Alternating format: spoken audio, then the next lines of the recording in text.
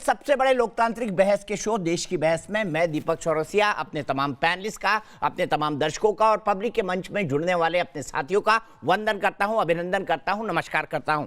आप जानते हैं देश की बहस इकलौता बहस का शो है जो देश के बहस के दर्शकों की राय के आधार पर चलता है। दर्शक ही तय करते हैं कि वो किस विषय पर बहस देखना चाहते हैं और दर्शक ही अपने घरों से, अपने ऑफिस से सीधे लाइव जुड़कर हमारे साथ 8:30 से 10 बजे इस शो में बहस की दशा और दिशा को आगे बढ़ाते हैं, उसे और धार और रफ्तार देते हैं। आज पब्लिक के मंच में हमारे साथ जुड़ेंगी स्वाति जैन गाजियाबाद से, हमारे साथ जुड़ेंगी हुडा शेख नोएडा से, हमारे साथ भाग्यश्री जयपुर से जुड़ेंगी, हमारे साथ माही शर्मा धार मध्य प्रदेश से जुड़ेंगी। लेकिन सबसे पहले देख लेते हैं आज बहस का कौन सा विषय चुना है आपने। आज बहस का विषय है काबुल धमाके से जुड़े पाकिस्तान के कितने कनेक्शन। जनाब, एक नहीं तमाम कनेक्शन पाकिस्तान के साथ मिल रहे हैं।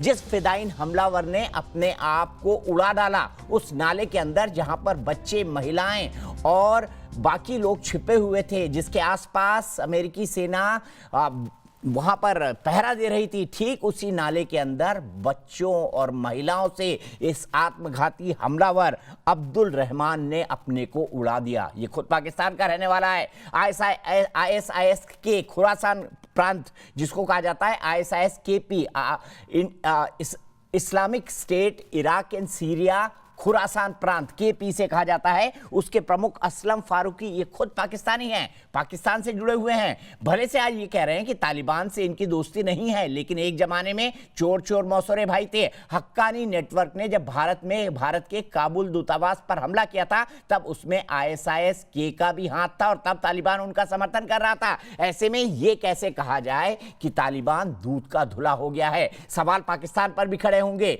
चोर चोर मौसरे भाई तो फिर ये आतंकवादी तंजीमें, 13 तंजीमें जो एक साथ लड़ रही थी अफगानिस्तान में तालिबान के साथ, क्या वो 13 तंजीमें अब पाकिस्तान और अफगानिस्तान के लिए भस्मासुर साबित होंगी? क्या होगा इस इलाके का हाल? इन तमाम मुद्दों पर बात होगी। लेकिन पाकिस्तान का चेहरा कितना विकृत है, कितना घिनौना है। बच्चों और महिलाओं पर आत्मघाती हमला करके उनके खून से सना हुआ है इस देश का इंसान। तो फिर क्या कहें इस पाकिस्तान के बारे में? इस पर बड़ी बहस होगी। लेकिन सबसे पहले आज का अपडेट। एक तरफ काबुल धमाके में 100 से ज्यादा मौतें, 200 से ज्यादा जख्मी लोग। दूसरी तरफ अफगानिस्तान पाकिस्तान बॉर्डर पर पाकिस्तान आर्मी ने अंधाधुंध फायरिंग कर 3 अफगानियों को मौत के घाट उतार दिया। जी हाँ, जैसे जैसे काबुल धमाके का गुब्बार का धुआं छट रहा है, वैसे वैसे दुनिया पाकिस्तान के कनेक्शन की कड़ियां जोड़ पा रही है। अमेरिका ने भी आतंकी हमला करने वाले आईसिस के समेत जिम्मेदार आतंकियों को सही वक्त पर मार गिराने का ऐलान किया है। We will not forgive. We will not forget. We will hunt you down and make you pay. Taliban के लौटते ही पाकिस्तान ने कैसे आतंकी चेहरा दिखाना शुरू किया, उसकी गवाही फिदाइन के शिनाख्त से हुई। एयरपोर्ट का आत्मघाती अब्दुल रहमान के चीफ असलम फारूकी का ताल्लुक रावलपिंडी से था, जो पहले लश्कर से जुड़ा हुआ था। ऐसे में इमरान की अमन वाली बातों के पीछे साजिश का शक गहराने लगा है। असल गुलामी से ज्यादा बुरी ज़हनी गुलामी है। ज़हनी गुलामी की जंजीरें तोड़ना ज्यादा मुश्किल होता है। जो अभी अफगानिस्तान में गुलामी की जंजीरें तो तोड़ दी उन्होंने। अफगानिस्तान में खुद को राष्ट्रपति घोषित कर चुके अमीरुल्लाह सालेह भी काबुल विस्फोट में आईसिस के का हाथ होने की बात कहते हुए पाकिस्तान को घेर रहे हैं। उन्होंने ट्वीट कर कहा है कि तालिबान आईसिस के साथ अपने संबंधों से इनकार कर रहा है। ये बिल्कुल वैसा ही है जैसे पाकिस्तान आतंकी संगठन क्वेटा को लेकर दावा करता है। हमारे पास मौजूद हर सबूत बताता है कि आईसिस खुरासान की जड़ों में तालिबानी और हक्कानी नेटवर्क हैं, जो कि काबुल में काफी सक्रिय है। तालिबान अपने मास्टर से अच्छी तरह सीख गया है। भारत दुनिया को एक अरसे से आगाह कर रहा है कि पड़ोसी देश कैसे आतंक का अड्डा बन गया है। देश की बहस में चर्चा है, क्यों पाकिस्तान का हर आतंकी हमले से ताल्लुक मिल जाता है? क्या दुनिया पाकिस्तान की आतंकी फैक्ट्री को चलने देगी? और इस वक्त दिल दहला देने वाली खबर तस्वीरें काबुल एयरपोर्ट से आ रही है। काबुल एयरपोर्ट के बाहर इस वक्त भी तालिबानी आम लोगों के साथ सड़कों पर अत्याचार कर रहे हैं। देखिए तस्वीरें। मारा जा रहा है, उन्हें पीटा जा रहा है। ये वो अफगानी लोग हैं जो अपना वतन छोड़कर सुरक्षित जगहों पर जाना चाहते हैं, लेकिन तालिबान नहीं चाहते कि ये लोग बाहर जाएं, इसीलिए तालिबानी इन लोगों को पीट रहे हैं। ये देखिए, पीटते हुए, मारते हुए ये तस्वीरें आ रही हैं। ये तालिबानी लोग जो हैं पीट रहे हैं, मार रहे हैं तालिबानी लड़ाके लोगों को, इसलिए कि वो अपना देश छोड़कर ना जाएं, लेकिन तालिबान के शासन में ये अपने आप को सुरक्षित नहीं समझते। ये तस्वीरें डोनाल्ड ट्रंप को भी देखनी चाहिए और ये तस्वीरें जो बाइडेन को भी देखनी चाहिए। ये उन लोगों को भी देखनी चाहिए जो तालिबान के साथ सिंपैथी रखते हैं, और ऐसे लोगों की संख्या भारत में बहुत बड़ी है। इसीलिए देश की बहस में हमारा आज का सवाल है, क्या काबुल ब्लास्ट से साबित हो गया है आतंकवाद का केंद्र पाकिस्तान ही है? शो के दौरान इस मुद्दे पर अपनी राय यस या नो में दे सकते हैं। आप हमारी वेबसाइट पर जा सकते हैं, आप हमारे मोबाइल ऐप को डाउनलोड कर सकते हैं, आप हमारे ट्विटर हैंडल पर जा सकते हैं, आप हमारे फेसबुक पेज पर जा सकते हैं। कार्यक्रम के बारे में कोई राय है, सुझाव है, आप शो के अंदर शामिल होना चाहते हैं तो 9711002266 पर हमें व्हाट्सएप करें। सीधे मैं अपने बड़े पैनल को इंट्रोड्यूस करता हूं। मेरे साथ तारिक फतेह साहब हैं, जाने माने लेखक, राइटर, कनाडा से मेरे साथ जुड़े हुए हैं। मेरे साथ पूर्णिमा नाथ जी हैं जो कि लाइव मेरे साथ इस वक्त विस्कॉन्सिन से जुड़ी हुई हैं, यूनाइटेड स्टेट से। पूर्णिमा नाथ जी जो बाइडेन की माफ कीजिएगा डोनाल्ड ट्रंप की सपोर्टर हैं, जिन्होंने ट्रीटी साइन की थी 2020 में कि तालिबान के हाथ अब अफगानिस्तान को सौंप दिया जाए। मेरे साथ जाने माने सुरक्षा और रक्षा मामलों के विशेषज्ञ RSN सिंह साहब है। थोड़ी देर में रिटायर्ड मेजर जनरल के सिन्हा साहब भी मेरे साथ जुड़ेंगे। मेरे साथ राणा एहसान साहब हैं, मेंबर है सेंट्रल वर्किंग कमेटी पाकिस्तान मुस्लिम लीग नवाज शरीफ के, PMLN के नेता हैं। मेरे साथ जुड़ गए हैं सना हारून जो कि एक पाकिस्तानी जर्नलिस्ट हैं। सना भी मेरे साथ जुड़ी हैं पाकिस्तान से। सबसे पहले मैं राणा साहब आपके पास आना चाहूंगा और आपसे जानना चाहूंगा, आप इस असलम फारूकी को तो जानते होंगे ना, रावलपिंडी का रहने वाला है, ISIS को चलाता है, तो सीधा कनेक्शन है पाकिस्तान का ISIS से, ISIS खुरासान से, और जो तालिबानी लड़ाके हैं उन्हीं को शामिल करवा के ISI ने ISIS बनाया है। ये तो सब पूरी दुनिया जानती है। देखें, ये जब से ये प्रोग्राम चला है और इसकी इंट्रो आपने की कि ISI के हाथ इस धमाके के साथ हैं, तो मुझे ये तो मजाका खेज बात लग रही थी। पहले तो आप इसका फैसला करें कि एक तरफ आप कहते हैं कि हम तालिबान के दोस्त हैं और इस धमाके के अंदर 28 तालिबान जो हैं वो हलाक हुए। तो मैं समझता हूं कि ये जो धमाका है ISIS ने किया है, जो कि तालिबान का भी दुश्मन है, जो कि वेस्ट का भी दुश्मन है और पाकिस्तान का भी दुश्मन है। जो लोग दानवी सोच के होते हैं ना, उनके 10 सर होते हैं।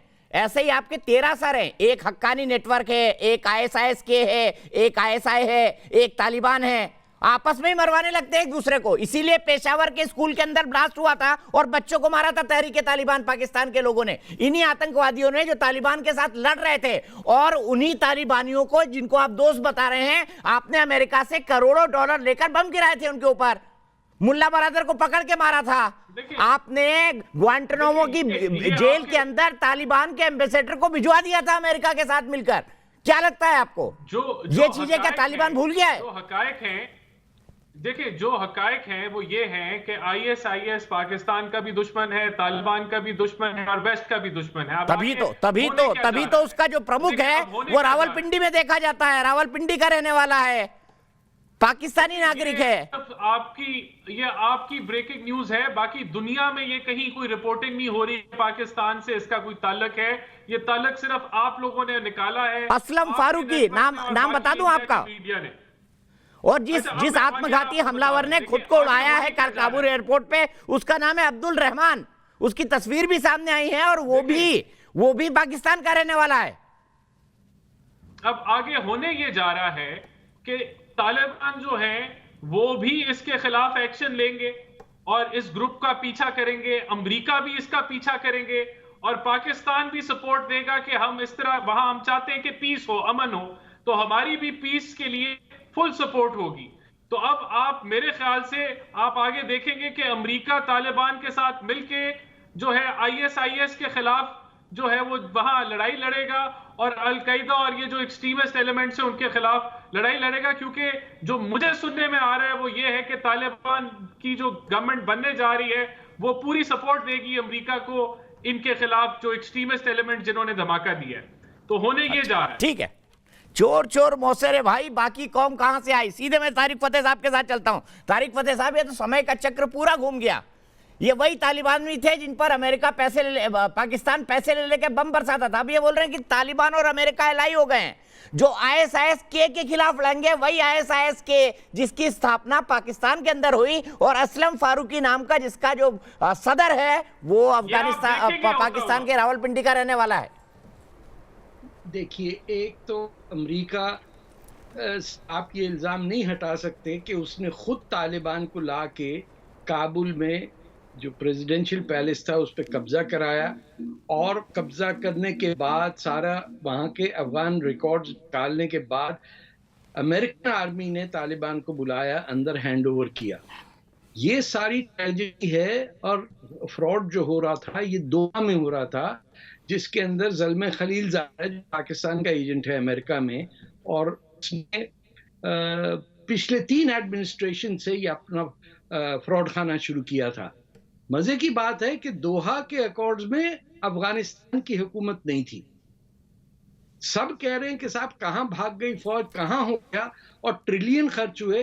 ये $1 ट्रिलियन अमेरिका ने अपने आप को दिए, अपने ही जो वो हैं प्राइवेट आर्मीज, वही जो मेंटेनेंस करते थे उन्हीं को पैसा देना, वही पैसा अमेरिका वापस आना।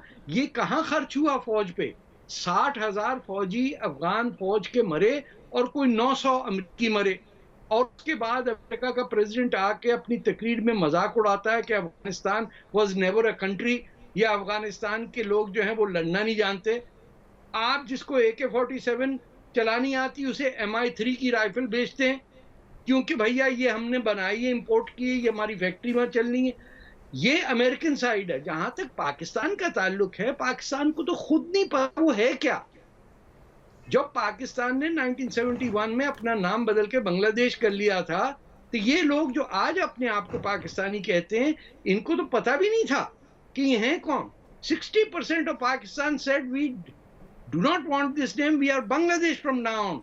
इन्होंने फिर पाकिस्तान का नाम ले लिया, और वो जो आपने हिंदुस्तान ने फौजी भेजे, उससे बलूचिस्तान के अंदर पिछले 70 साल से बलोचों को मारा जा रहा है। जो पाकिस्तान को चलाने वाले ग्रुप है, जो उर्दू बोलने वाले पंजाबी और आपके यूपी, बिहार, भोपाल से और हैदराबाद से आए हुए महाजिर, ये चलाते हैं पाकिस्तान। इनकी ड्रीम वर्ल्ड में एक इस्लामिक रिपब्लिक है जिसको इनका प्राइम मिनिस्टर कहता है रियासत मदीना। ये उस पास्ट में 12वीं सदी की तरफ रुझान करके दिल इनका मचल जाता है कि ये क्यों दुनिया में सुई तक नहीं हम बना सकते, जूते नहीं बना सकते, मोटरसाइकिल नहीं बना, कुछ बन ही नहीं सकता तमाम इस्लामिक कंट्रीज में। इसलिए कि इन सब का रिवर्स गियर में गाड़ी रखी हुई है और ये कार रैली में हिस्सा लेना चाहते हैं। पाकिस्तान का प्रॉब्लम सबसे बड़ा ये है कि दुनिया का हर मुसलमान को पता है वो कहाँ का है। इंडोनेशिया के मुसलमान को पता है, टर्की को पता है कि वो तुर्क है, अरब को पता है वो अरब है। या आपके जो इंडिया और पाकिस्तान के मुसलमान हैं, इनको अपनी जमीन से इतनी नफरत है कि इनके फैसले हमेशा नुकसान उठाते हैं, चाहे पार्टीशन हो, चाहे अफगानिस्तान में ड्यूरेंट लाइन को एक्सेप्ट करना।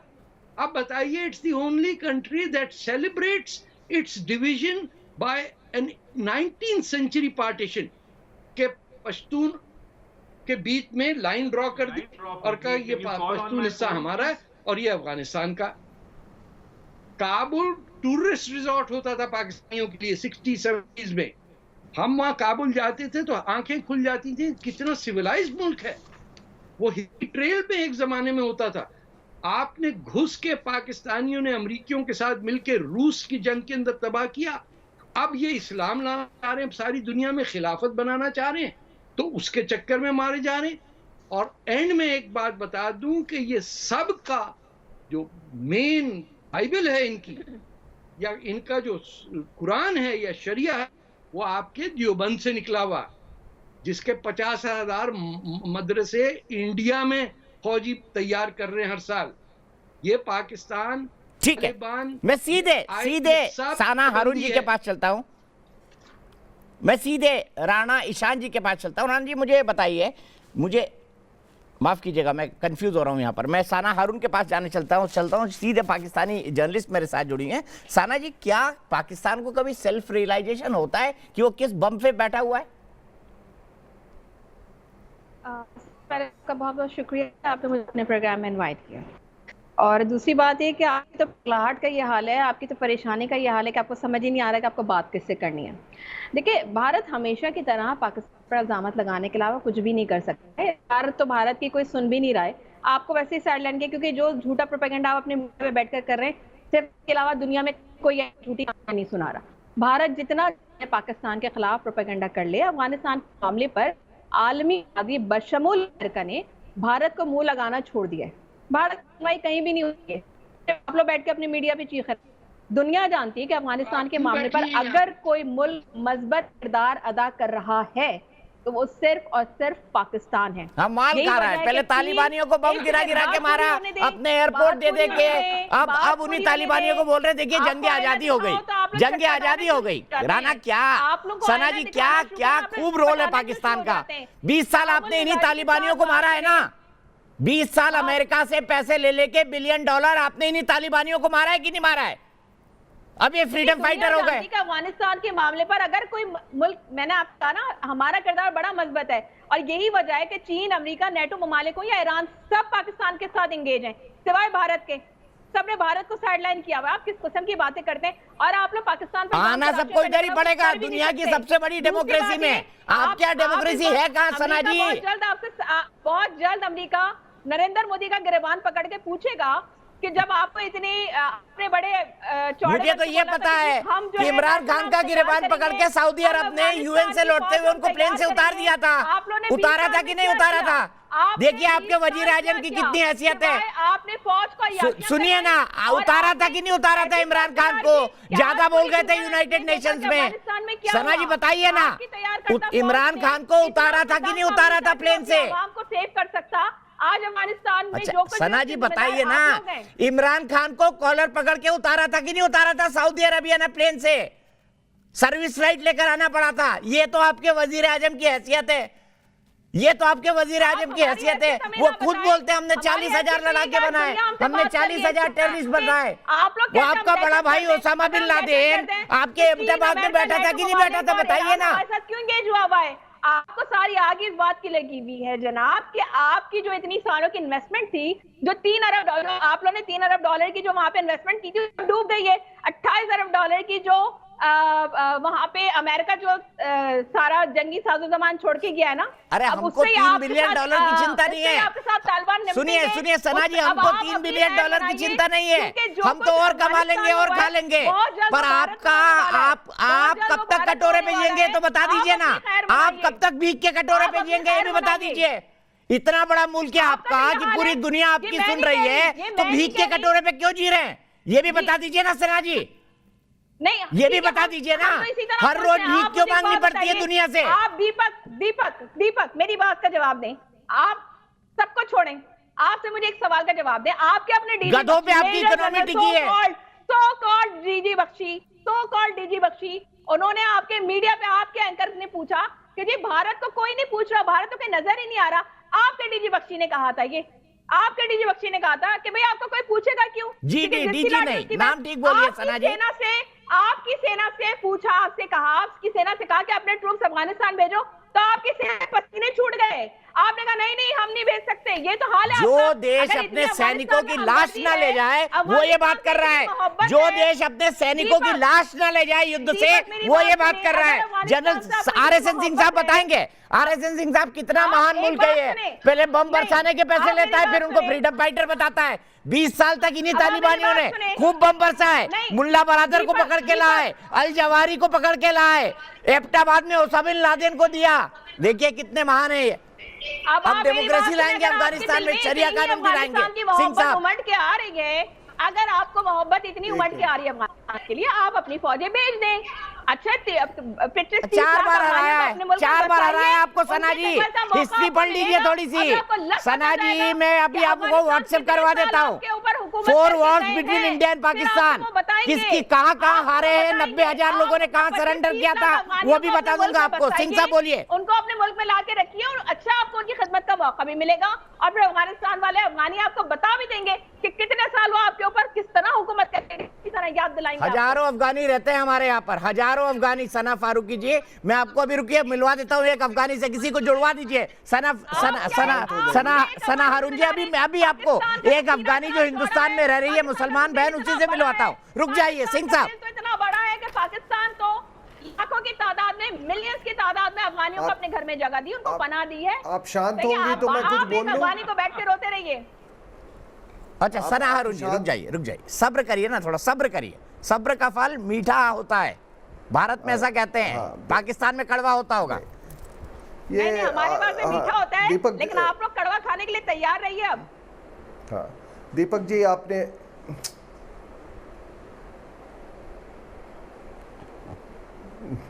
जी, आपने असलम फारूकी की बात की। ये असलम फारूकी वही है जो मार्च 2020 में जो काबुल गुरुद्वारे में हमला हुआ था, जिसमें 26 लोग हलाक हुए थे, उसका ये ज़िम्मेदार था।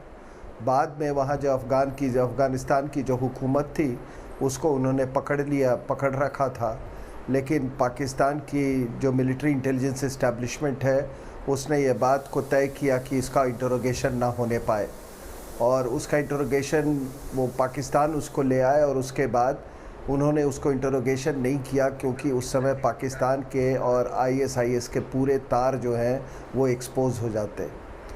लेकिन उससे बड़ी बात मैं आपको, आपके दर्शकों को एक बात मैं समझा दूं, जो कि किसी ने ये बात कवर नहीं किया है, कि आखिर ये आत्मघाती सुसाइड बॉम्बिंग्स हुए क्यों काबुल एयरपोर्ट के।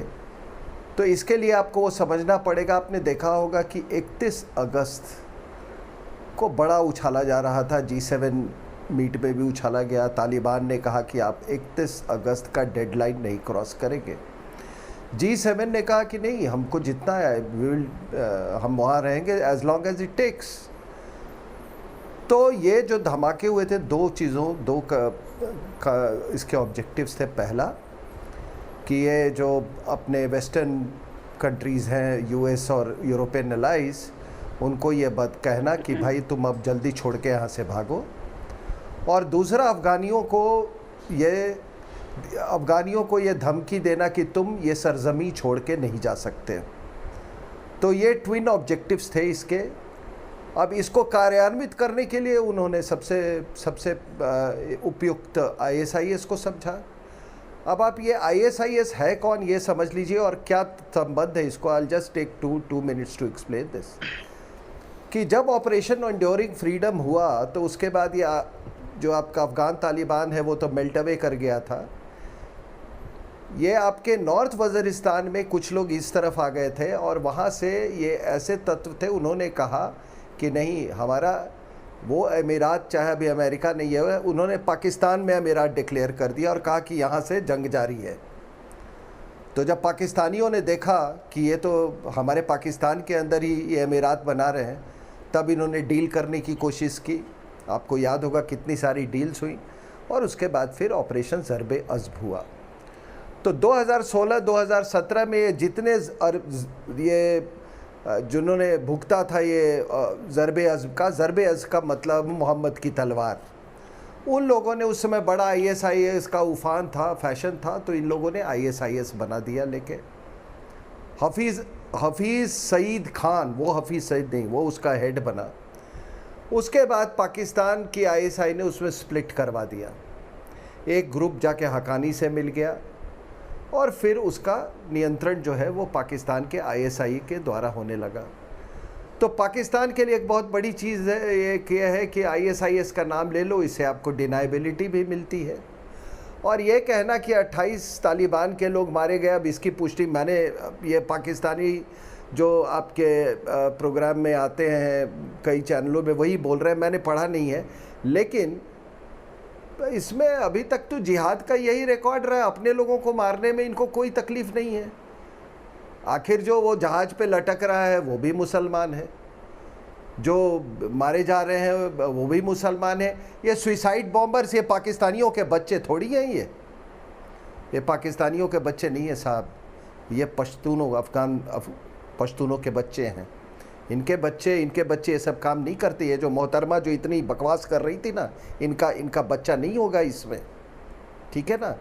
तो ये तो 1400 साल से चला रहा है, ठीक है कि कौन किसको मारा। तो ये 27 तालिबान मारे गए, 27 ये नौटंकी जो है मैडम, मैंने बहुत दिन से सुन रखा है।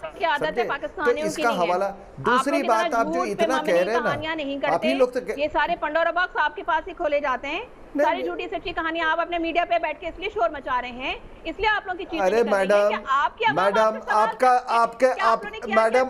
आपके भी भाई बच्चे होंगे, आपके भी भाई बच्चे होंगे, क्या सुसाइड बॉम्बर बनाओगे उनको? नहीं है कि आपको बताइए ना सर, मैडम आपके भाई और बच्चों को आपके भी बच्चे होंगे, आपके भी भाई। आपके अंदर तमीज ही नहीं है बात करने की। नहीं, आपने क्या किया है? एक बात सुन ले, आप एक बात आप सुन ले। अगर अरे तमीज, जिहादियों के साथ क्या तमीज मैडम?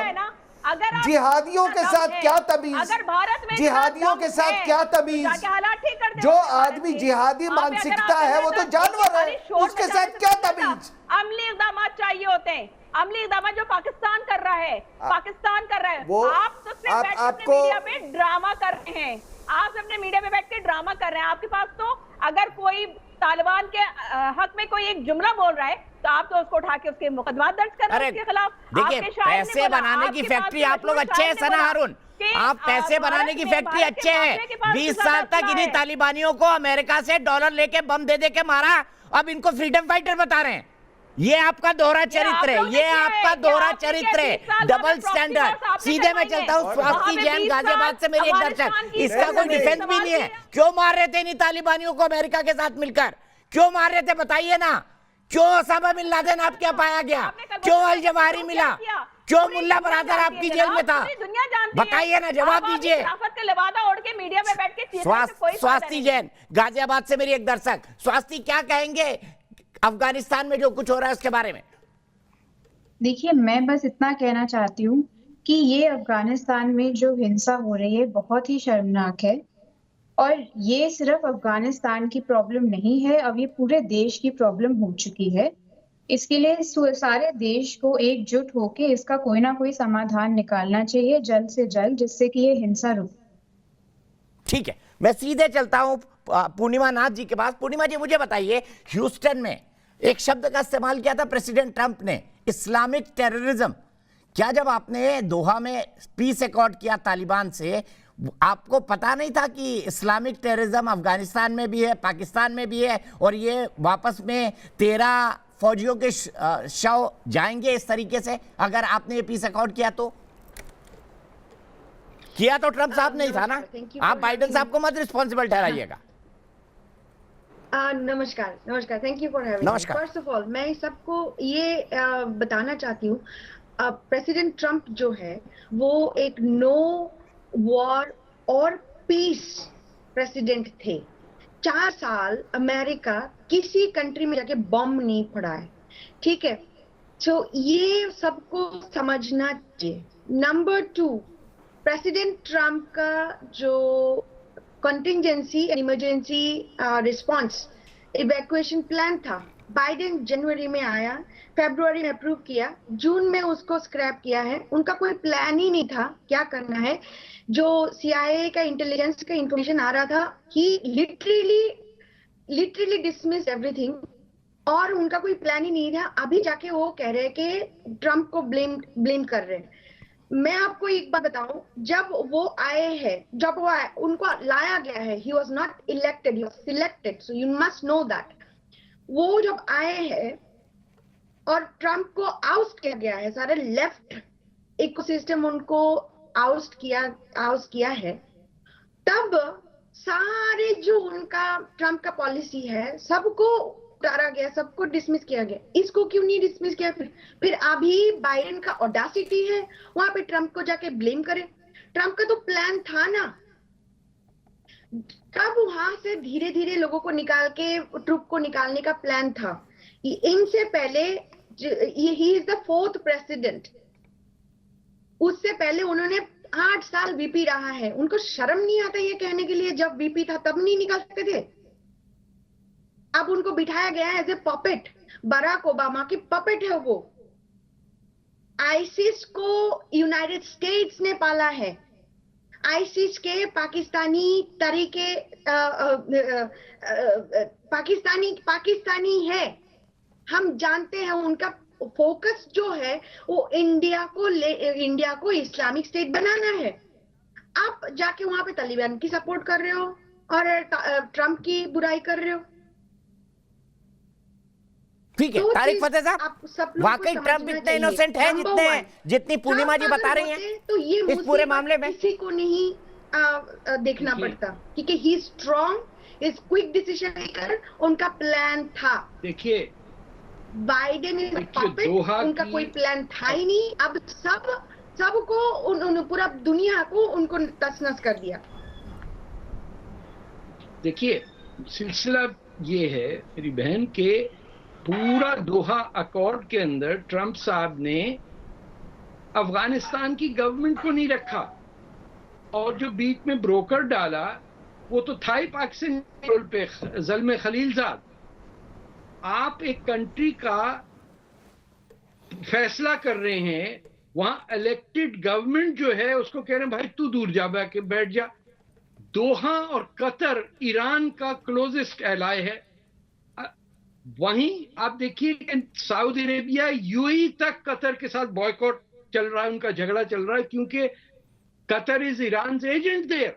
आप वहां बैठ के आपने जगह नहीं देखी, ज़ल्मे खलीलजाद के कहने पे आपने वहां बरादर को भी बुला लिया, सारे चोरों को जेलों से छुड़वा के सिटीजनशिप दिलवा दी। अब मेरी बात ये कि the mistakes have been made in Trump's time, but Biden made it worse by not knowing what is happening. Absolutely. आपने अपने जहाजों से कैप्चर किया काबुल और तालिबान को अवॉइड किया अंदर। ये डिनाई करेगा कि the United states is equally responsible. America जहां भी गया है उसने तबाही मचाई है। ये आपको तारीख, चाहे ईरान में मुसद्दिक की गवर्नमेंट उठा के शाह को लाना, या एक एयरलाइनर में बिठा के खुमैनी को ले आना, या सऊदी अरेबिया के अंदर क्या करना। पाकिस्तान तो 1947 से उसका नौकर बन के बैठा हुआ है, जिसमें बीआर बेट। मैं सीधे चलता हूं, मेरे साथ सायरा बहन जुड़ गई हैं। सायरा एक अफगानी मुस्लिम है, हिंदुस्तान के अंदर रहती हैं, दिल्ली के अंदर रहती हैं, और सना हारून, दोनों बात कर लें थोड़ा सा। सायरा बताइए, सना जी कह रही हैं कि पाकिस्तान तो बहुत महान मुल्क है, भारत ही झूठ बोलता रहता है, और ये जो सब आतंकवाद हो रहा है अफगानिस्तान आसपास, ये पाकिस्तान का शिगुफा है, भारत का शिगुफा है, पाकिस्तान का इससे कोई लेना देना नहीं। और तालिबानी तो बड़े अच्छे हैं, फ्रीडम फाइटर है वो, ये भी बोल रहे हैं। आपके मुंह से घबराहट के बारे में आपके मुंह से सच निकल गया दीपक साहब। अब सुन लीजिए ना, आप सायरा को सुन लीजिए। पहले तो आप लोगों को जैसे पता है कल जो अफगानिस्तान में हुआ और जो एयरपोर्ट पे हुआ है, उसका सबका हम सब पे इतना असर हुआ है सर कि मेरे पास कलिमात कम पड़ रही है कि मैं क्या बोलूं। मैं अपना वो नहीं दिखा सकते, मेरे तब से कान ब्लॉक हुए हैं और सारे जितने वर्ड थे मेरे माइंड में सब मेरे से गए हैं। मुझे पता नहीं है कि मैं क्या बोल रही हूँ, क्या बोलूं और कैसे बताऊं। आती है बात पाकिस्तान पे, जो बोलते हैं कि ये हिंदुस्तान का था और हिंदुस्तान कर रहा है, पाकिस्तान बिल्कुल बेगुनाह है, कुछ नहीं कर रहा। देखे तो पहले पाकिस्तान जितना हमारे मतलब दोस्ती का टाइम हो रहा है हिंदुस्तान के साथ, उतना शायद आप लोगों की आजादी का टाइम नहीं है। आप थोड़ा हिस्ट्री पढ़िए और पाकिस्तान हिंदुस्तान के अफगानिस्तान और हिंदुस्तान की दोस्ती के बारे में आप थोड़ा पढ़िए कि मतलब किस टाइम से हमारे मुल्क और हिंदुस्तान के मुल्क के साथ दोस्ती है। और आज जो मेरे कंट्री में हो रहा है और कोई और नहीं, मेरे पड़ोस मुस्लिम मुल्क पाकिस्तान कर रहा है। जितने भी लोग वहाँ पे मर गए हैं और जिन लोगों ने उसको मारा है, अफगानियों को मारा है, और जिसका आईडी मिल रहा है पाकिस्तान है। अभी मेरे सारे जितने एयरप्लेन को इन लोगों ने टुकड़े टुकड़े करके, जितने भी हमारे आर्मी की गाड़ी थी उनको टुकड़े टुकड़े करके पाकिस्तान जा रही है। क्यों? आपके पैसों से, आपकी जेब से हमने खरीदा था क्या? ये 20 साल हमने खून से अपना मुल्क जो बनाया था, आप लोगों के लिए बनाया था क्या? 20 साल पहले भी मेरी गाड़ी, मेरे एयरप्लेन, मेरा जो भी सरमाया था आप लोगों ने लूट लिया था। आज फिर से वही हो रहा है। आप भीख मांगो, हमको आप लोगों को भीख में देने के लिए तैयार है। और हमारे मुल्क में हमारे या खून खराबा हमारे लोगों को मरवाना बस कीजिए, बस से इतना और नहीं है, हमारे से नहीं होता। आपके सामने आपकी भाई मर जाए, आपके सिस्टर मर जाए, आप क्या करोगे? समझ सकते हो आप लोग? अब आए हो पाकिस्तान की नुमाइंदे, बैठ के बात कर रहे हो अफगानिस्तान पे। बताइए सना हारून जी। बोल चुकी तो मैं आपको जवाब दे दूं। दर्द समझ पड़ता है आपको? सायरा बहन का दर्द समझ पड़ता है सना हारून जी कि आपके देश ने क्या बोया है? दीपक मेरी बात, आपके देश ने क्या बोया है अफगानिस्तान में, समझ पड़ता है उनके दर्द से? बर्बाद कर दिया आपने उनके देश को। और अगर आप पड़ोस में आंगन में सांप पालोगे तो आपको ही काटेगा, आपको ही काटेगा सना हारून जी। आप सवाल कर चुके तो फिर मैं जवाब दूं आपको। जो कुत्ते पाल के रखे, एक दिन आप लोगों को। देखिए बहन, मैं आपकी मजबूरी समझ सकती हूँ और पाकिस्तान की सारी हमदर्दियां अफगानिस्तान के साथ हैं। और गुज़िश्ता रोज जो वहाँ पे धमाका हुआ जिसमें इतनी जाने गई, उसके ऊपर भी पाकिस्तान ने इज़हार अफसोस का इजहार किया है। ठीक है। और दूसरी बात ये कि मैं आपकी मजबूरी समझ सकती हूँ कि आप भारत में बैठे तो आपको इस तरह की बात कहने के लिए ऑब्वियसली इस तरह की बात नहीं करेंगी तो आपका वहाँ रहना मुश्किल हो जाएगा। मैं समझ सकती हूँ कि आप भारत में रह रही हैं तो आपको इसी तरह की गुफ्तगू करने के लिए कहा गया होगा। आप कर सकती हैं, बात बिल्कुल करें। लेकिन देखिए इस तरह के भारत अपने झूठे हथकंडे इस्तेमाल करना बंद कर दे, क्योंकि आप लोगों की इस तरह की हरकतों से पाकिस्तान का मोरल डाउन नहीं हो सकता। आज अगर अफगानिस्तान में कुछ हो रहा है तो पाकिस्तान, बात सुनिए आप, पाकिस्तान के लोगों में मोरल भी है, पाकिस्तान के लोगों में मोरल भी है। मैं यहीं से बहस को आगे बढ़ाता हूँ। सायरा बहन बनी रही आप हमारे साथ। जनरल सिन्हा मुझे बताइए, पाकिस्तान के लोगों में मोरल भी है क्या मोरल पाकिस्तान के लोगों में? उन पाकिस्तान के लोगों में जो अपने सैनिकों की लाशों को करगिल में छोड़ के चले गए थे।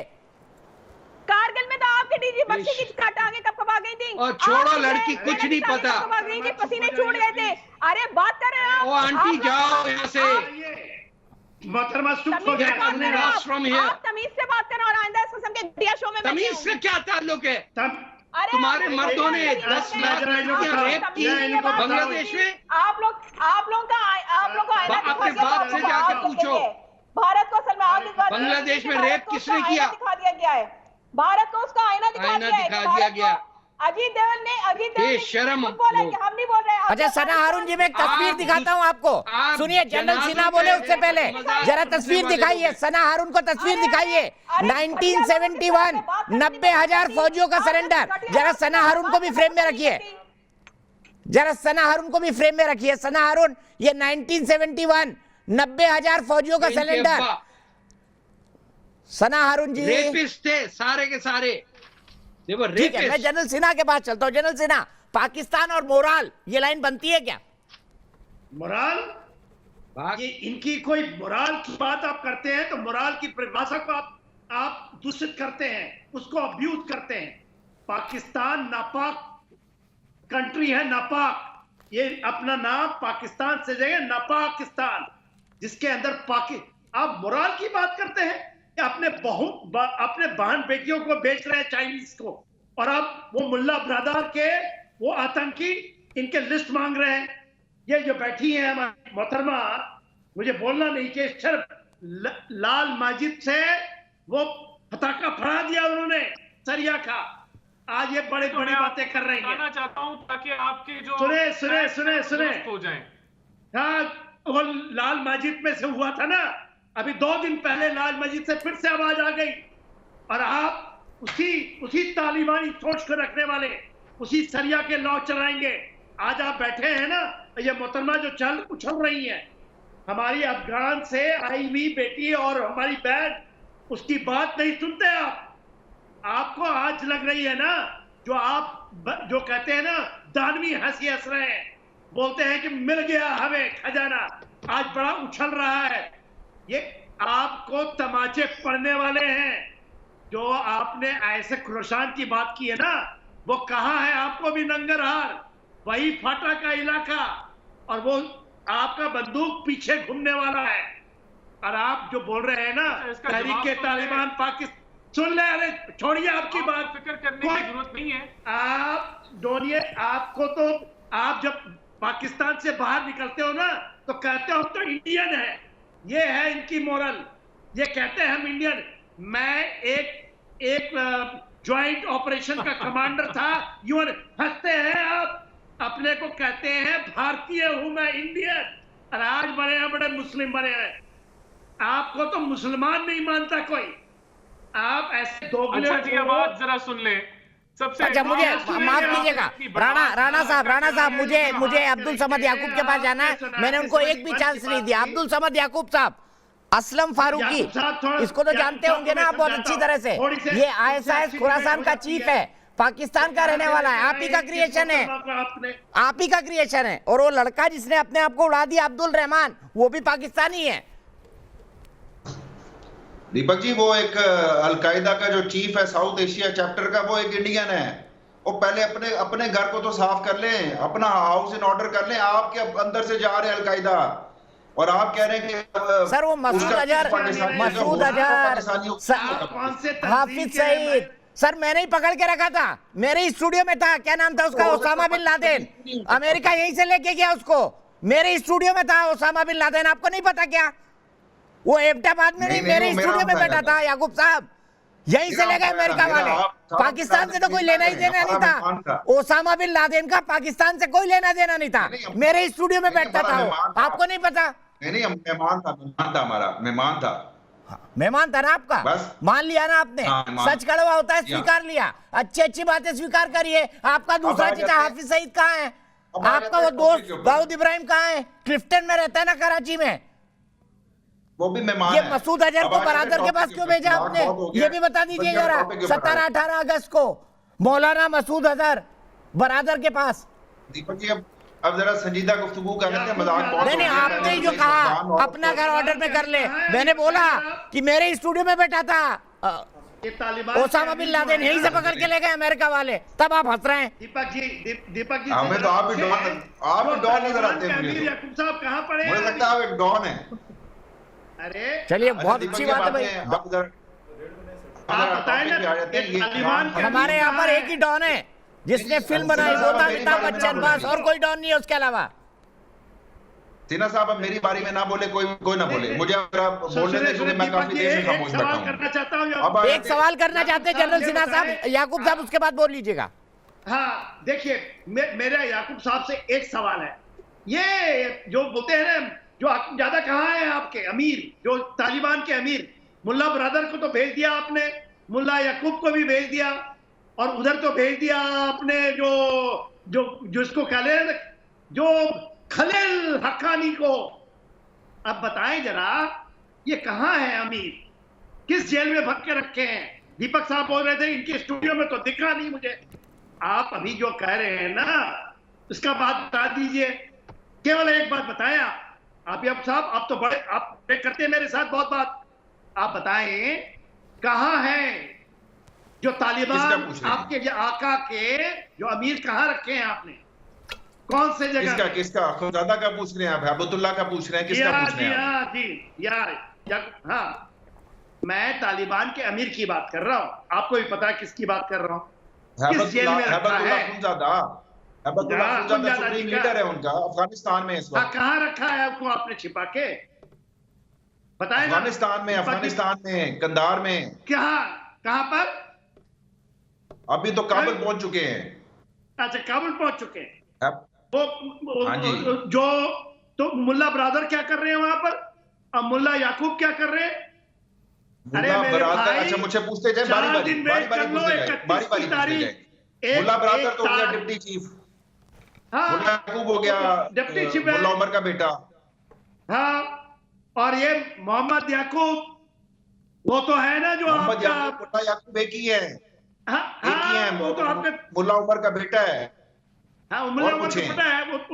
वो तो मैं आपको पूछ रहा हूं, अमीर ऑफ तालिबान कहाँ है अभी?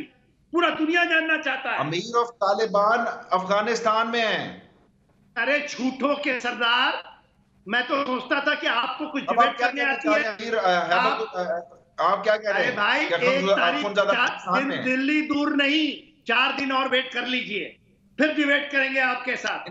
तो क्या आपके ऊपर में मैं याकूब साहब एक बात बताना चाहता हूँ, जो वहाँ का प्राइम मिनिस्टर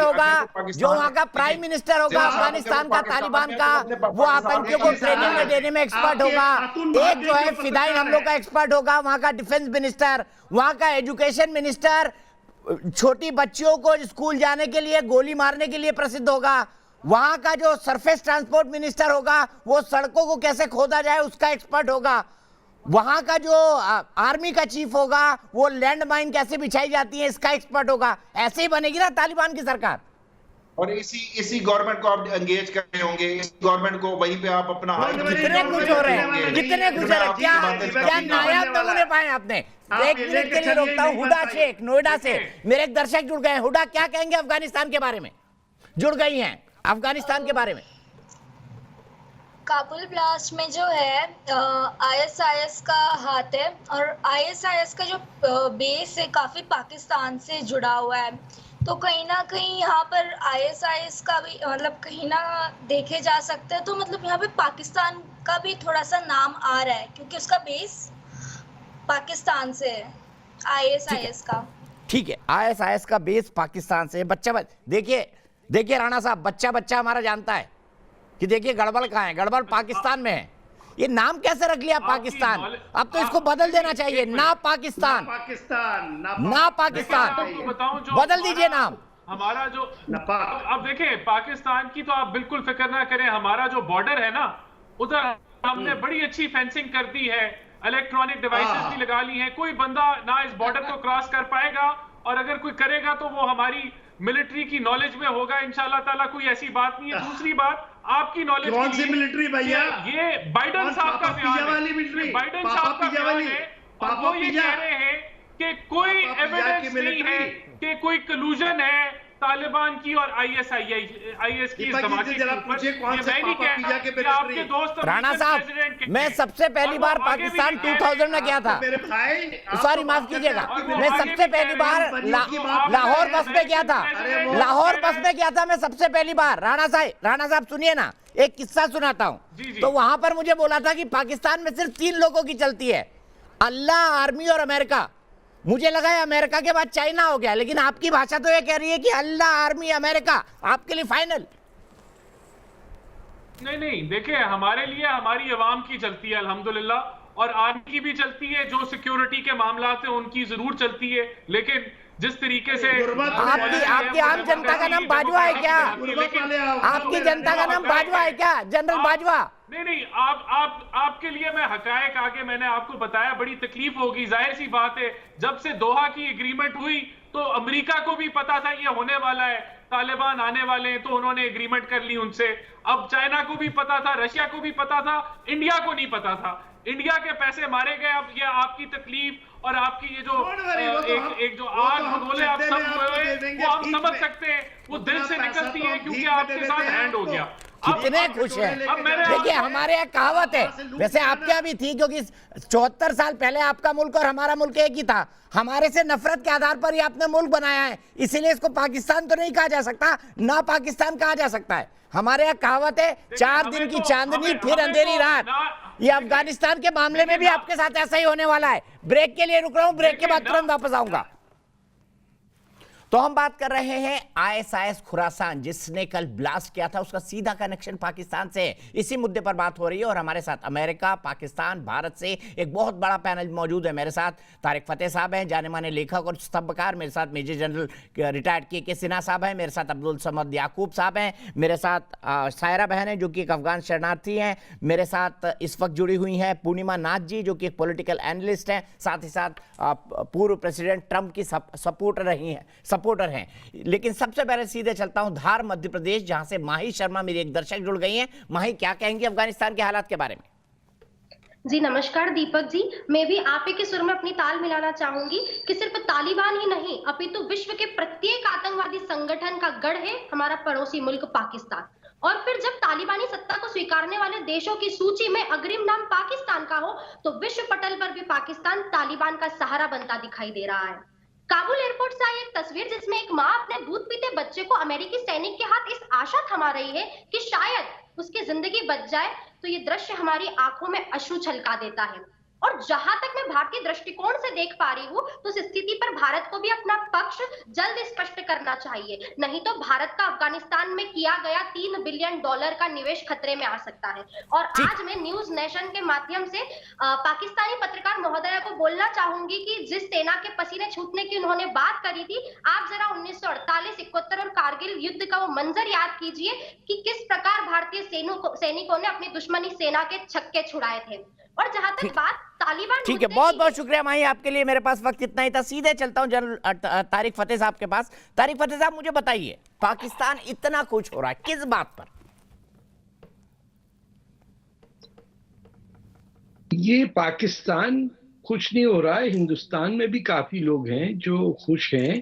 तालिबान काबुल के ऊपर फतह नसीब हुई है इनको, और इनके जहन में ये है कुरेदेंगे जितना भी तो हिंदू दुश्मनी और हिंदुस्तान से नफरत, जो हमारे स्कूलों में पहली जमात से हमें बताया जाता है कि नापाक कौन है, छुओ के गिलास का पानी नहीं पियो, इससे उठना बैठना मत करो। It is drilled into our head. ऐसी बात नहीं है। आप देखिएगा कि ईरान से जो मुसलमान ये आते हैं उनके जहन में ये फतूर नहीं होता, ना अफगानिस्तान से जो आते हैं जिनसे मैं कईयों से मिला हूँ दिल्ली में, उनमें ये नहीं होता। तो इनके जहन में ये है कि देखो हमने कैसे, आप इनके चेहरे पे मुस्कुराहटें देखिए कि लोग जहां मर रहे हैं वहां पाकिस्तानियों की एरोगेंस, वो खासतौर पर जो खातून आई थी, वो अपर मिडिल क्लास के लोगों की वो एक नए किस्म की इस्लामिज्म है कि देखा हमारी टीम जीत गई। ये समझते हैं दुनिया में कोई रेस कोर्स मैदान है जिसमें कंपटीशन हो रहा है और उसके अंदर उनकी फतह हो गई है। They have very little idea. Pakistan की जो मिडिल क्लास है या इंटेलिजेंसिया, एक दो लोग हैं परवेज हुड टाइप के जो समझते हैं, बाकी किसी को तारीख का भी नहीं पता। किंग अमानुल्लाह पूछो तो इन्हें नहीं पता होगा कौन है, इनसे ड्यूरिंग लाइन पूछो नहीं पता होगा।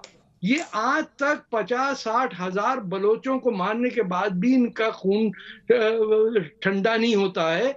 हिंदुस्तान जब तक बलोचिस्तान की आजादी की मूवमेंट को मदद नहीं करेगा, उस वक्त तक पाकिस्तान को यही एहसास होगा कि ये तो डरपोक लोग हैं, सब्जी खाने वाले हैं, ये हमसे क्या लड़ेंगे। आप 71 को भूल जाइए, कारगिल को भूल जाइए। आज आपको चाहिए हिंदुस्तान की लीडरशिप को कहें कि बलोचिस्तान में जो लोग मर रहे हैं, जो आजादी की जंग लड़ रहे हैं, वो आजाद मुल्क था जो हिंदुस्तान से मिलना चाहता था, हमने नहीं किया। We will support them morally and on paper at the UN and everywhere else.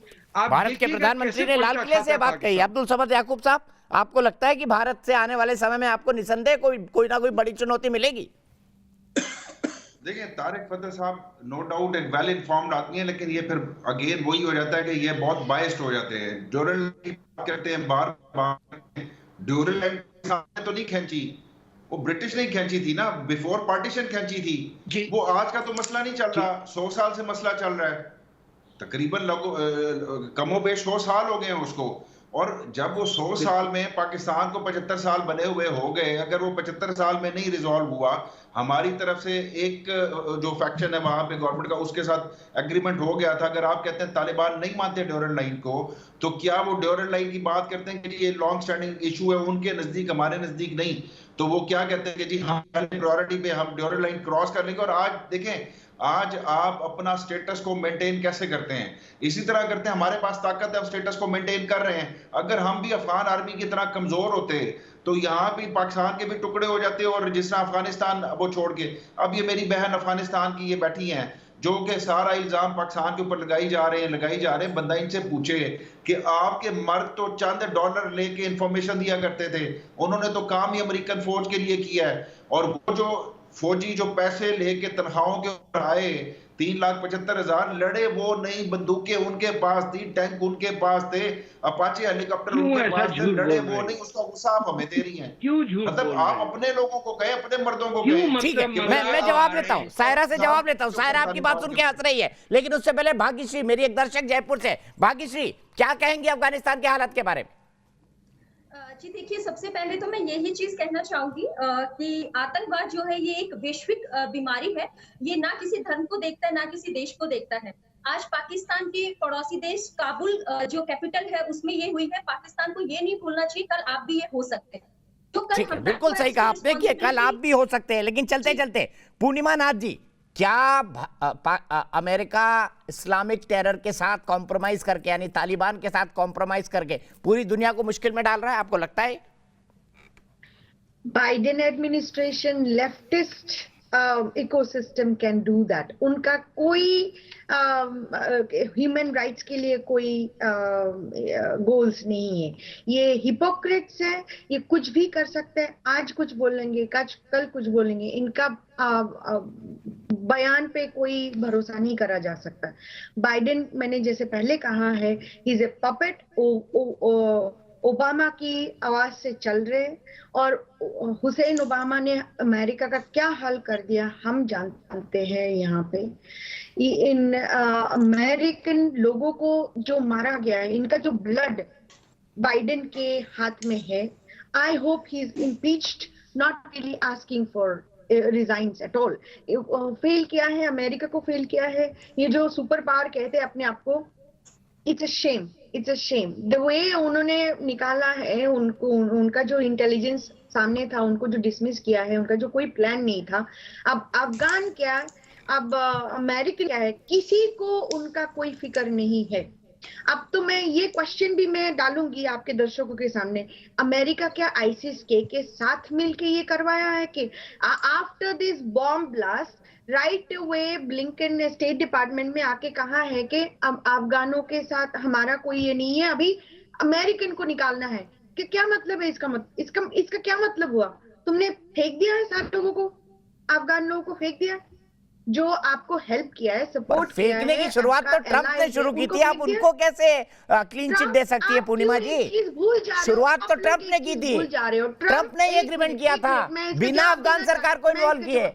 मैं आपका जवाब देना चाहती हूँ, जो ट्रंप ने किया है निगोशिएशन, वो कंडीशन के बिना किया नहीं है। ट्रंप वहां पे ब्लैक हॉक छोड़ के नहीं आया। ट्रंप वहां पे अफगानीज और अमेरिकन एलाइज को छोड़ के नहीं आया है। ट्रंप वहां पे तालिबान को इंचार्ज करके अफगान को मारने नहीं गया है। तो आपको समझना चाहिए, 20 इयर्स $2.2 ट्रिलियन वहां पे एक्सपेंस हुआ है। 4 प्रेसिडेंट, तीसरे प्रेसिडेंट वो थे। बाइडेन तो वहां पे 8 साल थे ना पहले, वीपी के हिसाब से क्या उन्होंने घंटा की है। ठीक है, सीधे मैं चलता हूँ सायरा जी के पास। सायरा जी, चलते चलते पाकिस्तानी भाई अब्दुल समद याकूब ने आपके लिए कुछ कहा था, जवाब देना चाहेंगे उनको? वो कह रहे हैं अफगान के लोग ही नहीं लड़े तालिबानियों से, हमें क्यों देश दे रही हैं आप? हाँ जी, पहले तो देखो सर, एज अ मुस्लिम मुझे बहुत शर्म हो रही है कि एक मुस्लिम उठता है और बोलता है कि तालिबान वहां पे गई है, इस्लामिक निजाम आ रहा है, अफगानी डरपोक है, अफगानी क्यों पाकिस्तानों से लड़े नहीं है। पहले तो मैं इन भाई को ये बोलना चाहती हूँ कि देखो, आप मर्द हो, मैं आपको इस बात की गारंटी देती हूँ कि अफगानियों के एक लड़की और पाकिस्तान के 5 मर्दों के बराबर है। दूसरी बात, अफगानी डरपोक नहीं है। और तीसरी बात जो है, आप बोल रहे हो कि मतलब अफगानी बाकी चले गए, पैसे लेके गए, आप लड़ी क्यों नहीं? पहले आप मुझे बताए, एक मुस्लिम के नाते और एक पड़ोसी मुल्क के नाते आप होते कौन हो आपसे ऐसी बात बोलने वाले? आप बताओ मुझे, बताओ आपकी मस्जिद में जो मौलवी साहब अपने शागिर्द के साथ जो कर रहा है, आपके स्वात और रावलपिंडी में जो हो रहा है, पहले आप वो क्यों नहीं रुकवाते? आप मुझे डरपोक कहते हो, मैं आपके लिए बोल रही हूँ कि बहुत शर्म की बात है। एज अ मुस्लिम कंट्री आपके मुल्क में हो क्या रहा है? जितना पैसा आपके मुल्क में हो रहा है, किसी यूरोपियन मुल्क में नहीं हो रहा। अगर हम आप मुझे डरपोक बोल रहे हो, पहले जाओ एज अ मुस्लिम अपनी कंट्री को थोड़ा पाक कर दो, जैसे आपने उसका नाम रखा है, फशा से पाक कर दो, फिर आ जाओ आप बात करो अफगानिस्तान और अफगानियों के बारे में। एज अ इंसान, एज अ ह्यूमन। आप मुझे पता है कल जब जो बच्चे मरे थे वहाँ पे, वो आप लोगों ने मरवाए थे, उन लोगों का गुनाह क्या था? ठीक है, मुझे यहीं पर रुकना पड़ेगा सायरा, मेरे पास वक्त इतना है, एक दिन फिर इस पर बहस करेंगे। लेकिन काबुल धमाके से साबित हो गया है आतंक का केंद्र पाकिस्तान ही है। यस कहना है 97% लोगों का। फिलहाल देश की बहस में इतना ही, लेकिन न्यूज नेशन एक ऐसा चैनल है जहां पर खबरों का सिलसिला कभी नहीं थमता।